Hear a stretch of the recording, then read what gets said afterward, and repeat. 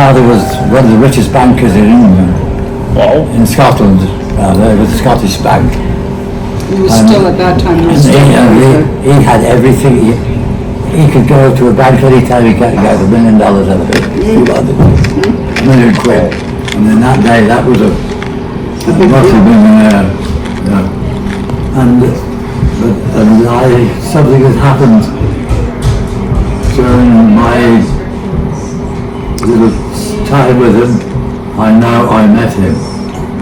And on another occasion, he used to like to go to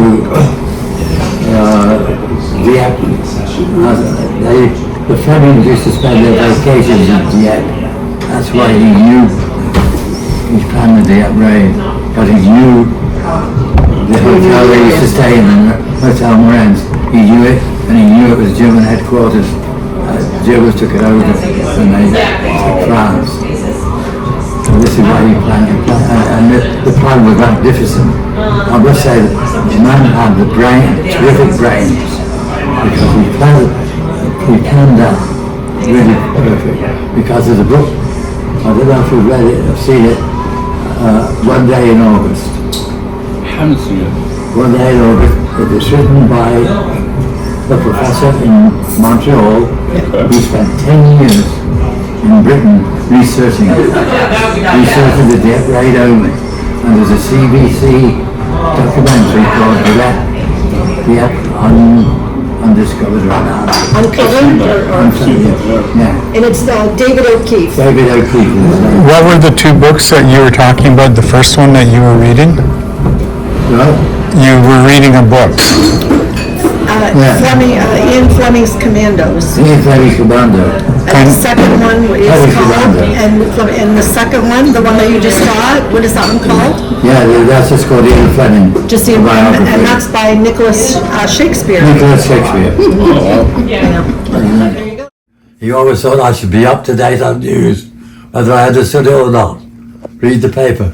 And I used to read this ads, used to be in the papers once or twice a week, advertising for boys when they left school at 14, because that was their leaving age then, go to the Royal Navy Wireless School and learn to be a wireless operator in the Royal Navy at 14. I always wanted to be that. My dad would not let me go, and he had his reasons, which he explained to me, which I came to find out was true later, because he didn't like.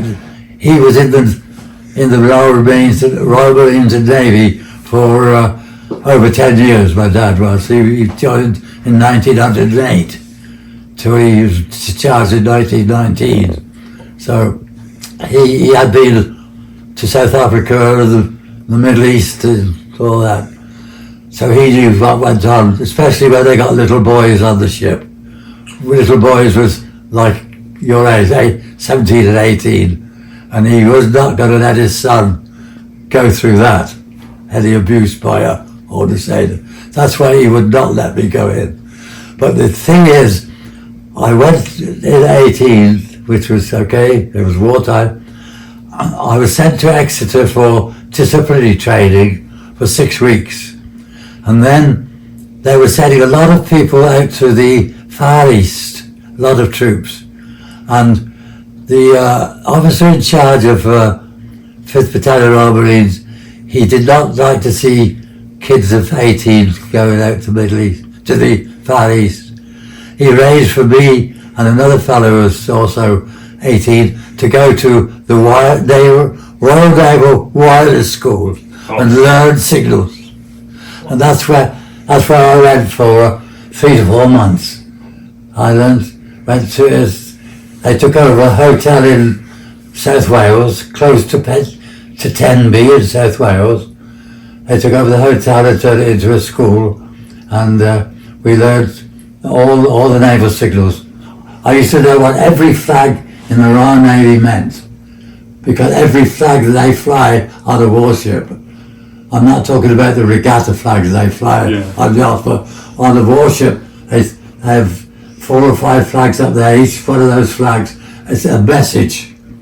Like when Nelson said, England expects every man this day will do his duty. Well, The only flag I remember now offhand is a yellow flag with a black ball in the centre, and that meant if a warship was flying that when it came into port, it still means, I guess, I have someone on board with an epidemic, or something like the measles or fevers, anything like that. That's, if they're flying that flag, then the medical people under the port are waiting for that boat to get in. And that flag, we had to know all these different flags, plus the fact I had to know the Morse code, I had to know semaphore, and I could read the Morse code when I passed out there at 28 words a minute, and 26 was recognised as a passing course, but I could read it at 28 words a minute. That's incredible. And that was only, I think, about 4 months. But you see, not only did you have your communications, but you also had they kept you up to date on the gyms, you know, keeping store. And this place where we stayed, it's a little resort close to Tenby called. I've got the key of the door, never been 101 before. The dance as I can do the life, so I shout hip hip hooray. And he's a jolly good fellow, 101 today.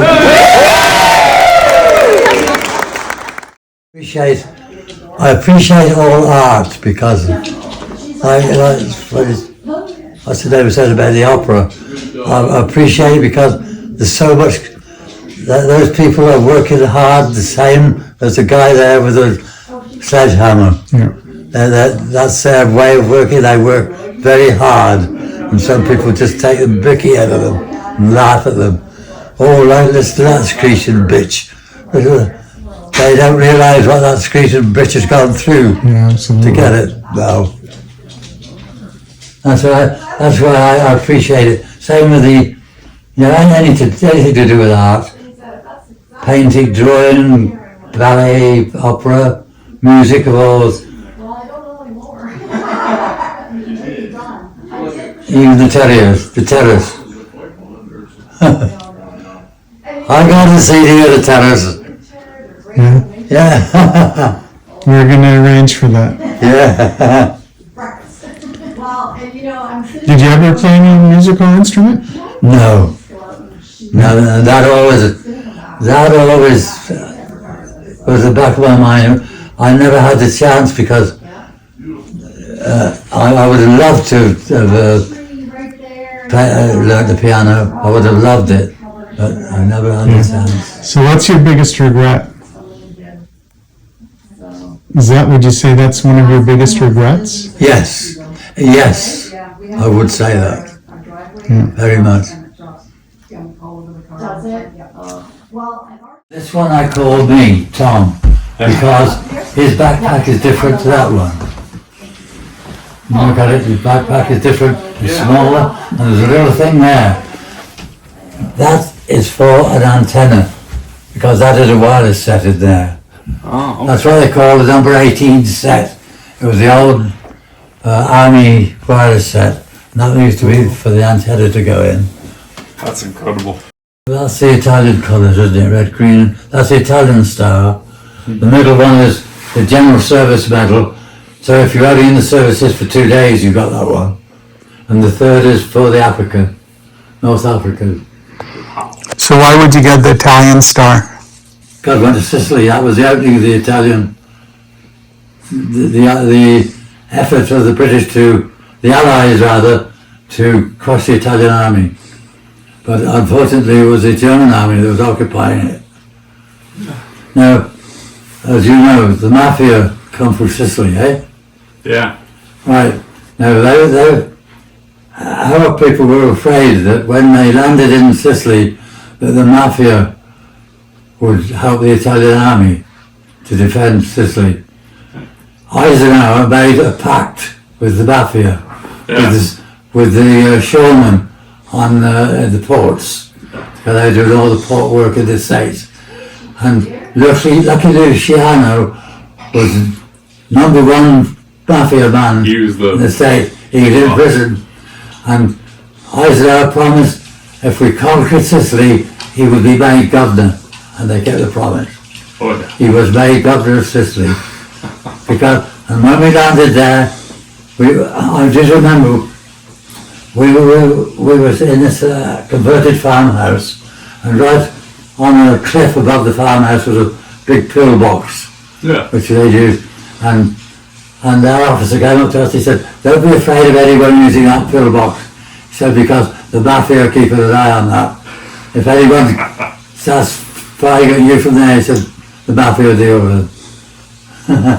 Holy gee. So you guys had the protection of the mafia there? And Yeah. And so we were happy. We got the mafia's defending us. oh yeah. No, but that, as I say, that is a useful. Now, you got the. I had a Tommy gun with a circular Oh, with the drum. drum. magazine. Yeah. And when I landed in Sicily, I had the Tommy gun with a circular. I think it was 50 rounds because it was 45 ammunition. 45. I think it was 50 rounds in that. Then I had a 20 rounder in that pouch, and a 20 rounder in that pouch, a stiletto, and knuckle duster with thing on. He's got the stiletto, same as I had on the side there. Holy. See, I had stiletto, I don't know. Oh yeah. Yeah, I had a Tommy gun, a stiletto. In America, the US Rangers, and we had a mock battle, I think, in the Welsh Mountains between the 5th Battalion Marines and the US Rangers, and I remember it rained, and it was miserable in these and cold, and we had no tents. All we had was a tarpaulin upon our shoulders. Or what we used to do was dig a trench, get some heather or something like that and put it in the bottom of it to lie on, and then lie it in and pull our tarpaulin over top of us like that. Well, we had that for 3 nights, and it got a talking point among the boys there about the officers were sleeping in trucks. We had to sleep on the ground. The officers were sleeping in trucks. And some of the officers resented that they joined the boys. They got in there.